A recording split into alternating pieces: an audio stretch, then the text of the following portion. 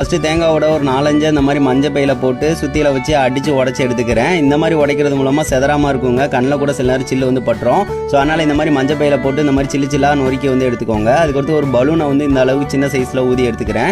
அதுக்கு மேலே வச்சு எல்லாத்தையும் ஒட்ட போகிறோம். ஒட்டுறதுக்கு ஃபெவிக்விக் அப்ளை பண்ணுங்கள். இந்த மாதிரி ஒரு 2-3 பீஸ் ஒட்டுறதுக்கு கொஞ்சம் கஷ்டமாக இருந்துச்சு.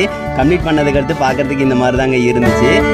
இது வந்து நல்லா தான் இருக்குது. அதுக்கடுத்து இந்த பலூனை வந்து உடச்சி விட்டுட்டோம் அப்படின்னா நம்ம அதுக்கடுத்த வேலைகளை பார்க்கலாம். ஒரு குண்டூசியை வச்சு வந்து இந்த பலூனை வந்து உடச்சி வந்து விட்டுட்டேன். பலூனை உடச்சி விட்டு அதை உடச்சிட்டுமே உள்ளே தான் கிடக்கும், அதை எடுத்து போட்டுடலாம். அதுக்கடுத்து இதுக்கு மேலே வந்து ஒரு லைட்டு வந்து ஃபிட் பண்ண போகிறோம். இந்த மாதிரி லைட்டும் வைக்கலாம், இல்லைன்னா ஒரு குண்டு பல்பு கூட நீங்கள் வச்சுக்கலாம். ஒரு தேங்காவோட வந்து மேலே வந்து உடச்சி விட்டுட்டு நூலும் கயிறு வந்து இந்த மாதிரி கட்டி விட்டுட்டு அதுக்கடுத்து இந்த லைட்டை வந்து கரெக்டாக இருக்கிற மாதிரி க்ளூ அப்ளை பண்ணி இந்த மாதிரி ஒட்டி விட்டுறேன்.